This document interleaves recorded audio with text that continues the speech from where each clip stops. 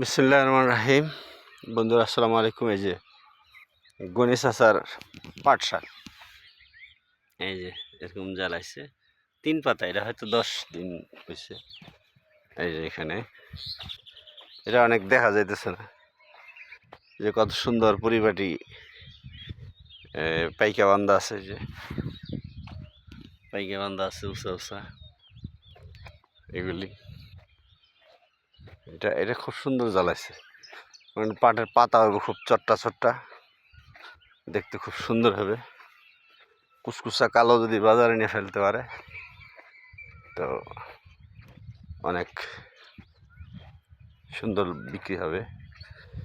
এইখানে যে পাট পাতা, ওই দিকে আরেকটা আছে, এটা একটু বড়, কিন্তু এটার মধ্যে কোনো অসুখ দেখা যাইতেছে।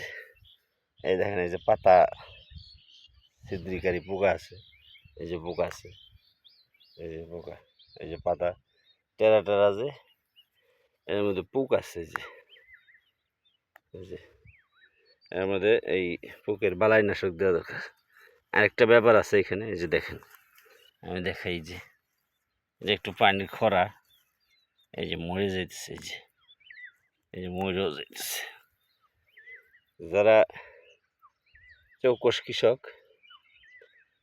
বা অভিজ্ঞতাশীল লোক, তারা এগুলো দেখে এবং এর জন্য প্রতিকারের ব্যবস্থা নেয়।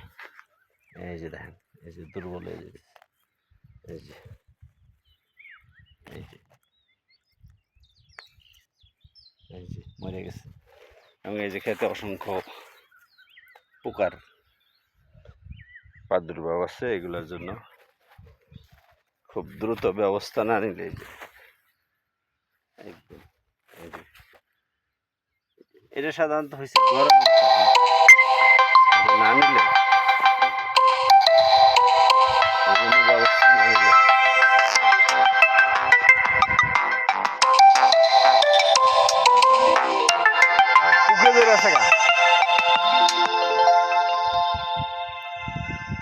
ওইদিকে না গণেশ আসায় সরে আমার করলো।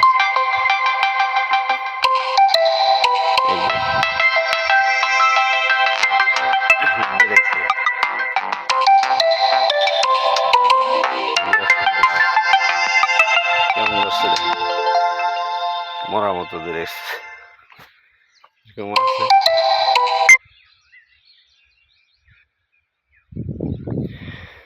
এটা একটু পাতলা জ্বালাইছে, যাই হোক, কিন্তু এটার বিরুদ্ধে এখন এই পোকার বিরুদ্ধে ব্যবস্থা না নিলে এটা টেকানোটা একটু মুশকিল। এটা আজকের এটা দেওয়া দরকার। যত্ন আত্মি খুব একটা মনে হয় করে নাই, নাকি চিত্তে মিত্তে সুখ নাই, কি করছে জানি না। এই যে আরেকটা এত বড় অভিজ্ঞতাশীল লোক, তার ক্ষেত্রে যদি এরকম পাতলা জ্বালায়, এই জায়গার মধ্যে একদম খালি, এখানে কয়টা আছে, মনে মনে কয়টা আছে, এই যে দেখেন পুরা খেতে এরকম। এটা গজায় নাই বললেই চলে। 20% জ্বালাইছে, 20%। এই যে এই 20% দিয়ে কি আর পুরা জমির বিধি ব্যবস্থা হইব? ঠিক আছে বন্ধুরা, এই পর্যন্তই আজকে।